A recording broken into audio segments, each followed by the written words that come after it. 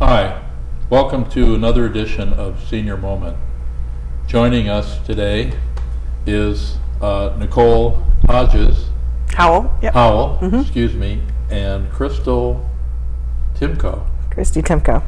And they're from the Elder Justice Division of Ombudsman Services of Contra Costa and Solano County. Is that close enough? Yeah, we serve Alameda too, so we're all over the Bay Area. Wow. So you were 3 counties? We provide long-term care ombudsman services in 3 counties. Wow, that's pretty amazing. We have great teams throughout, so we're eager to be there. So you're the executive director of this massive geographical area? Yeah, yeah, exactly. I'm pleased to be the executive director for, we have a variety of programs, but we are primarily a long-term care ombudsman program, which is an organization charged with advocating for those who live in long-term care. And long-term care, can you define that for us?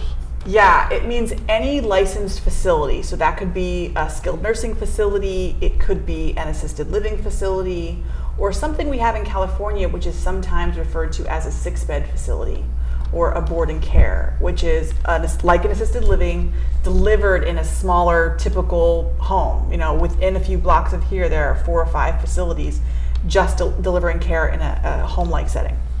Yeah, I think I had a friend who had a need for a period of time, and I had a chance to go out and see a lot of those places. Yeah.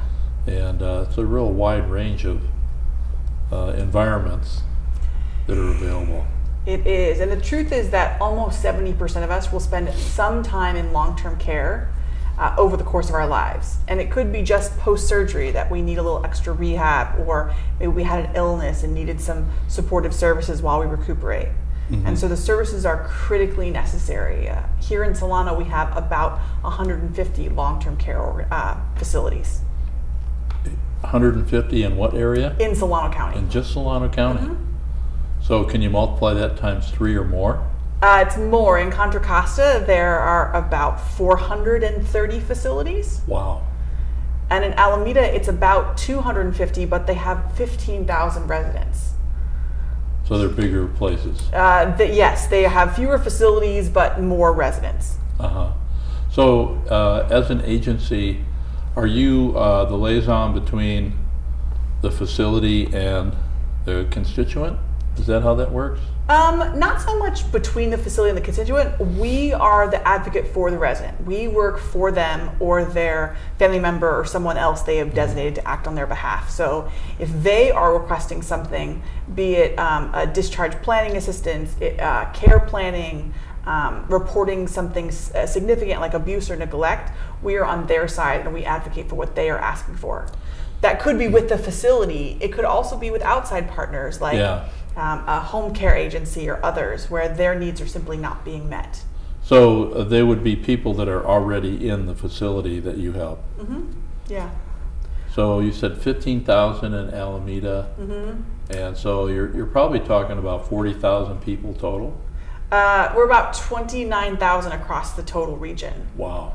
There are almost 300,000 individuals in long-term care in California. Wow. And growing. Yes, definitely, and growing. The need is increasing, and we as people and as seniors are a diverse group of individuals, and our care needs are changing, whether they be in the home or in a facility. So what percentage of those in long-term care are, and you may not know this, but have their own long-term care insurance, and what percentage might be Medicare, Medi-Cal? So I wish I knew that number. What I would say I think it's important to know is that long-term care is paid for in a variety of ways. If you're in a skilled nursing facility, which is a medical facility, that can be paid for either via Medicare, you know, it's a short-term rehab, Medi-Cal, which would cover a longer period of time, private pay from my own, you know, bank account, or with a long-term care plan. And then when you get into more the assisted living and the 6 beds we talked about, that's exclusively private pay. And so the range is significant. Certainly some individuals do have access to a long-term care plan, certainly not enough.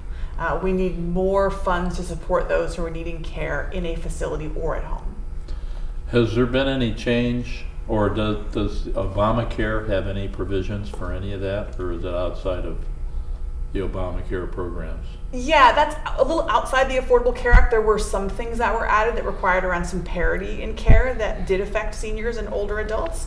But generally speaking, the sort of payment structure is dictated by the state. So, for example, in other states, Medicaid, or what we call Medi-Cal, does provide pay for care at lower levels of care. Whereas in California, we have not yet made that decision. So it really can be a state-by-state decision. My brother is in a facility in Minnesota, and I think Social Security makes his payments. So we're lucky for that. Yes, unfortunately in California, care is very expensive, and unfortunately all too unattainable for too many Californians. Yeah, it can be what, $6,000-7,000 a month? Oh gosh, it can range up to $10,000 or $12,000 a month. Yes, it can be very expensive. Wow. Yeah. Wow. And I'm not sure of many Californians that have been able to pay their bills and support their children and buy their homes and have, an additional, $5,000-7,000 a month. It's an issue that cuts across economic sectors and impacts so many people. Well, in 3 years, if you have a home that's paid for, $500,000, 3 years, most of that can be gone. Yes, absolutely. Yeah, that's terrible. Seniors and their families should not be forced to impoverish themselves in order to provide care for their family members. And apparently, I keep forgetting the statistic, but something like 50,000 people a month turn 65, some figure like that. Yeah, it's some incredible number, absolutely. So that's the senior tsunami. Yeah. I prefer to think about less in sort of torrential storm terms. It's like, these are people that made our state. These are individuals who brought about the boom of, aeronautics and banking and technology, and it's simply our opportunity now to pay that forward to them and make sure they're well cared for.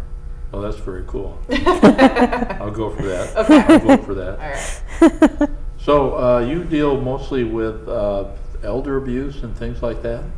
Yes, I'm just in Solano County, so I serve victims of elder and dependent adult abuse. I'm a grant-funded program that's under Ombudsman services, under the lead of Nicole, and I work out of the Solano Family Justice Center. And I am connected with many different partner agencies, and we provide, the idea is to provide all the services that are necessary for the victim to be able to recover and heal. Which is a big deal. Yeah, there's a lot of victims of elder and dependent adult abuse in Solano County, and another aspect of that, because Solano County is so widespread, there's a lot of isolation. There's a lot of barriers for elders and dependent adults to receive services. Yeah, so the elder abuse can be, excuse me for my cold, elder abuse can be physical, mental, financial. Yes. A lot of different types, right? What do you see the most of? A lot of the victims have multiple different types of abuse. It's very common for someone to have be a victim of verbal abuse, physical abuse, and financial abuse. That's very common for someone to receive different types of abuse, often from family members. There was a guy here in Vallejo that allegedly, he was in his 80s, and he had, I think he had bone cancer.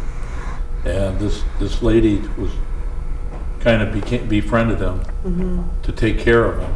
But she had a connection to some drugs to alleviate the pain, but it also, he lost his clarity. And 2 weeks before he died, she had him sign his entire estate over to her, and took his all of his family members out of the will. Yeah. It was awful. And they had lawsuit and ended up getting split, but even the split wasn't fair to the family. That's probably one of the worst cases I've run across. And I think the important thing to remember is that adults have the right to make their own decisions, but if someone is under duress or being coerced by someone and not making that decision, or under the influence of some sort of extensive medications, like that is not what we'd want. The way to combat that is to really engage people of all ages, to provide activities for seniors so that they can be in community, so they are less likely to interact with someone who maybe doesn't want the best for them. Mm-hmm. Well, I participate in a lot of forums to educate seniors about what to look out for. Yeah. And it can be scams like telephone scams or mail or people coming to the door.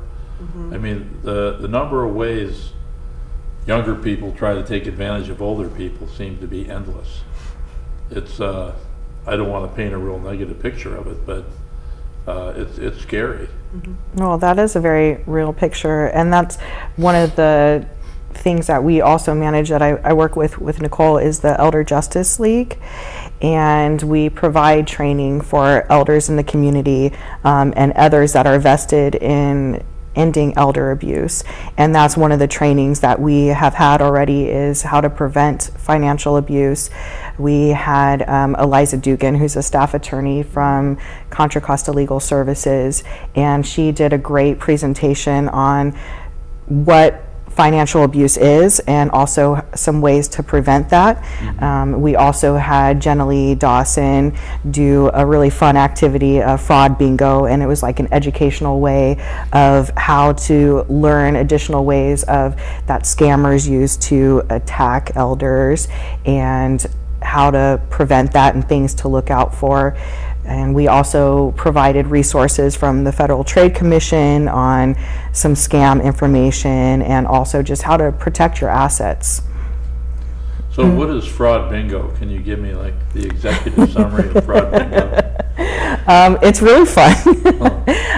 It basically goes over, different, Jenna Lee Dawson kind of asked some questions of like, what are some ways that scammers use to attack and financially abuse elders, and then there's an answer for each question, and it basically spells out fraud. Each question is attached to, instead of bingo, it's fraud, and then everybody gets a prize too that yells out fraud. Wow, I'm gonna have to try that sometime. Well, come on down. We'll do it with you. No, come on down. Price is right. Yeah. Yeah, sorry. Right. Yeah, I guess I haven't watched those shows.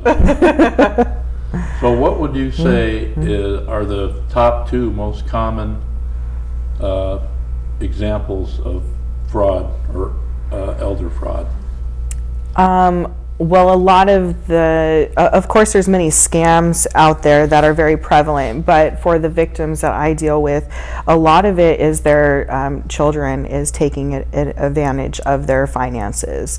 What's really common is the parent who is the elder may give them access to some money because they're very restricted due to medical reasons.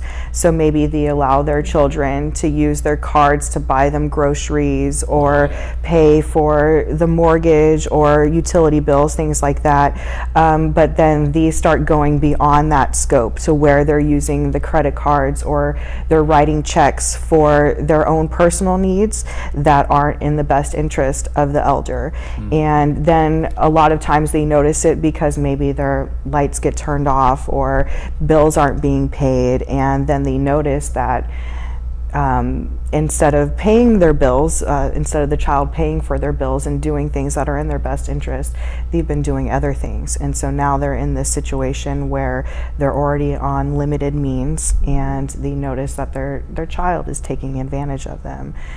Some of these cases, it's also related to the child may be, and when I say child, I'm talking about an adult. It's just someone who's older. But sometimes they're also involved in drugs or alcohol, and that just extends the problem and makes it more complicated. Well, that's pretty scary. There's something that Christy said, which is that, elder abuse comes in many packages. It could be like a scam from someone you don't know. Maybe it's perpetrated either online or via phone. Or there's elder abuse that happens by someone who is your caregiver or family member. And those feel differently. And part of what we try to be sensitive to is the idea that an older adult may just want the abuse to stop, and maybe they want to be tried to be made whole again. but they want their children to be well, but they don't necessarily want to lock their child up. They're wanting a restorative model of working with them. Which is a hard thing to do. Right, but what we sort of hold to is the idea that just because someone is an older adult doesn't mean they're not an adult. Yeah. So we want to really hear what they would want and work with them and offer a variety of services to them, be it court accompaniment, be it assistance with a restraining order, or connecting them with other organizations like Meals on Wheels or Legal Services of Northern California or others to see how can their needs be best met in a way that is in keeping with what they would want. I remember another example I heard about was a contractor that was offering a 20-year contract to do maintenance on something in the home, and the person's 85 or 90. So 20 years plus 90? Yeah. I don't think so. People fall for that. Telephone scams. I've gotten this week alone 3 calls saying, hi, this is a Social Security calling, and there's a problem with your account and you're going to go to jail unless you call me back. So, or even the grandparent scam, where someone they called my own grandmother saying that they were impersonating me, saying that I was in prison in Mexico and needed bail money, right? And so really pressuring her that I couldn't call my parents, I had to talk to her, and so they were relentless in that. And thankfully, she said, no, and got the phone and called my parents, and they knew I was not in Mexico. And so those things are like the pressure the person can exert via phone can be so significant. Yeah. And I know I tell people, don't be afraid to just hang up. Yeah. Don't think you have to be polite with these people. Just, goodbye, click. That's the safest way to get out from underneath that kind of pressure. Absolutely. So what other kinds of things do you do as the executive director of this giant organization? Well, I'm really lucky. I get to work with a great team of people, both inside our organization and out, who are committed to what we would call elder justice. So for us, elder justice is about more than just preventing elder abuse or intervening when it's happened. It's about ensuring seniors have access to the kind of life they would want and they're able to thrive. So I get to work with other partners to create programs that are building a better future for seniors. In Contra Costa, we have a program called the Healthcare Career Pathway that is a partnership with several organizations to reimagine training for certified nursing assistants and others to say there is a better way that not only we can be training front-end providers who are doing the most important work, but also there's a way in which we can be providing wraparound support services for them. So there's a healthcare pathway that, as you said, we have 50,000 people turning 65 a month or some other large number, that if those people are going to need care, it's not going to look like what your grandmother's care looked like. There might have a different cultural spin to that, and ensuring that the caregivers are trained appropriately. I also get to work with other partners and stakeholders to create programs here like we've done with the Elder Justice League.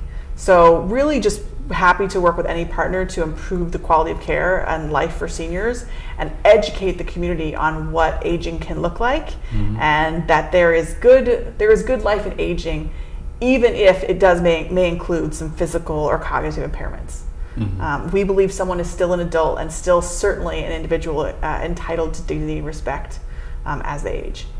So do you have walk-in services at any locations in your district? Yeah, absolutely. So you can walk right into Christy's organization at the Family Justice Center. That's a program of the Office of Family Violence Prevention here in Solano, which is a program of the District Attorney's Office. You can walk right in there, and if you've been the victim of any type of crime, you can walk right in there, and Christy is but one of the service providers there and available. If you need assistance related to long-term care, our offices are available in Contra Costa, Solano, or Alameda to talk to someone about their concerns or questions they may have. For Ombudsman, our work is really in the facility. So most of my team members right now as we speak are actually in facilities, working with residents, talking to staff members, and working with families to resolve issues.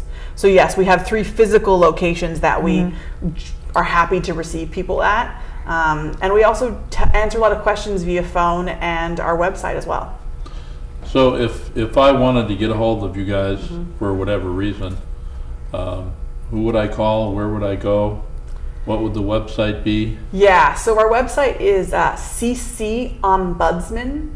That's ombudsman.org. You can also check out our Facebook page, which is linked from our website. You can certainly check out our website. You can call our mainline number, which is 707-644-4194. Sounds like a Vallejo number. It is. We do maintain numbers for each of our offices that are specific to those areas.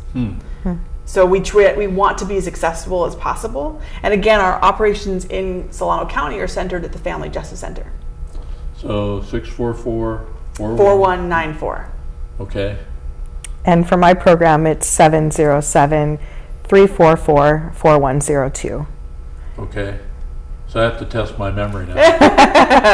You can also just Google it and we'll get you to the right place. All right. Now also, can people call 211 and ask about it and they would direct them to you? Yes, you could also call through our local area agency on aging. There's an information and assistance line. You can call that number, and I'm so sorry the number escapes me, and they'll connect you with a variety of senior services in the community. But 211 also would direct you appropriately. Okay. In our county, we're lucky to really sort of be moving towards a no wrong door approach. We're very connected as senior service providers.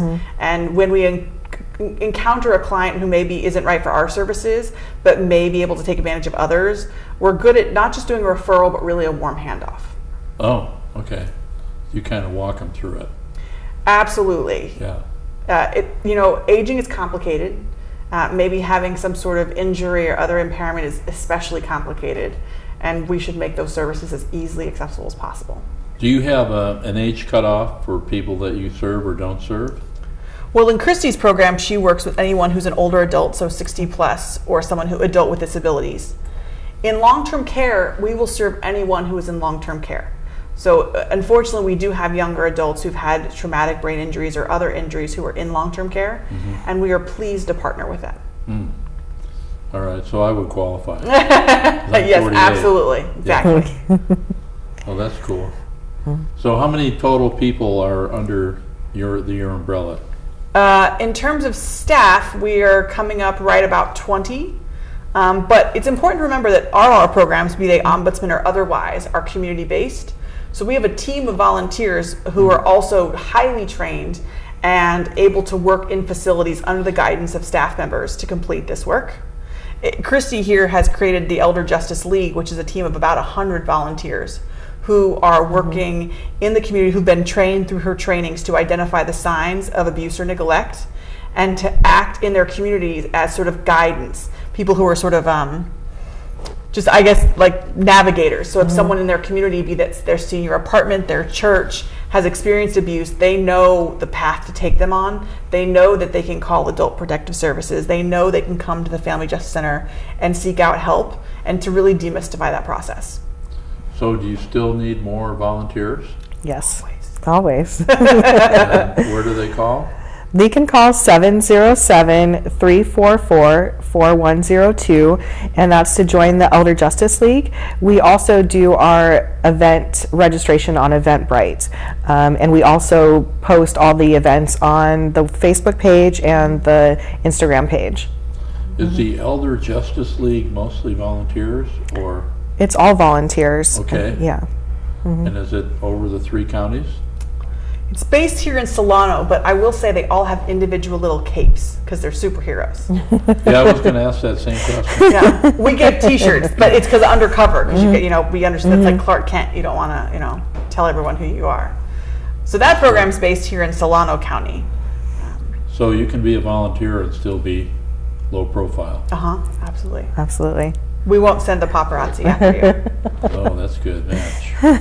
That was a close call. Yeah. Well, we do have an exciting event coming up this year that you should know about, though. Yes. So on June 4th, it's the 5th Annual Elder Justice Forum. It's been a project of the District Attorney's Office, Solano County, Ombudsman Services for several years now. And this year it's going even bigger in that we are pleased to host the California State Elder Abuse event for the month of June. Oh, wow. And I'm pleased to say that Senator Dodd is actually going to be creating the resolution and sort of authoring the day and the event that we're happening. And what's exciting about this is we're going to have a track for community members, so people who are interested in combating elder abuse. We're going to have a wellness fair. We're going to have fraud prevention. It's going to be really informative. And then we're going to have a track specifically designed for professionals. We're bringing some really high-level speakers, such as Paul Greenrun. He's the former DA from San Diego County who's pioneered efforts in prosecution for elder abuse. Miriam Elman-Shawi from the McGeorge Law School and their Victims' Rights Center. And so this is going to be June 4th at the Joseph Nelson Center, and it's going to be free. So this is really an event you don't want to miss. We'll have registration coming up shortly on our Facebook page and our website. But if folks want to know about that, they should go to our website at ccombudsman.org and sign up for our e-newsletter, and we'll make sure that they find out. Cool. Cool. Well, I'm going to have to put that on my calendar. Absolutely. We'll get you your superhero cape that day. And a VIP seat. Well, yeah, I've outgrown my old one. Okay. So I probably need to update it a little bit. So anything you want to share with us? We have about a minute left. Just one of the other things Nicole and I work together with is, in addition to the Elder Justice League, doing other educational presentations within the community. So I go to the senior centers, the Solano County libraries, and also venturing out into other organizations like that to do presentations on what elder abuse is, and also about my program, so people in the community know there are resources out there for elder and dependent adult abuse victims. Okay, maybe some fall prevention here and there too, right? Absolutely. We are connected with fall prevention programs. So you don't just do that in the autumn? You do it spring and All the seasons. We're a fan of fall prevention wherever it may fall in the year. We just don't do that program, but other good folks do. Yes. Yeah, it's amazing how many seniors fall. Almost everybody. Yeah. I would say all adults fall, right? We're all going to have, it just can be more significant as we age, and not stigmatizing that just to seniors. Yeah, yeah. 2 of my friends in the last 3 weeks. Yeah. Yeah, it's not good. Well, that's about all the time we have for today. Thank you guys both for being here. Or you ladies, you're not Thank guys. you. And I hope to see you again soon, and maybe at the Senior Center. You'll see me again. At some event, or June 4th. Absolutely. At the Nelson Center. Cool. Thank you very much. Well, thanks. That's all the time we have for today. Our show airs Tuesdays and Thursdays at 6 p.m. on the VCAT Comcast Channel 27, streaming live VCAT at VCAT.tv, and also AT&T Uverse 99. Come see us again next time.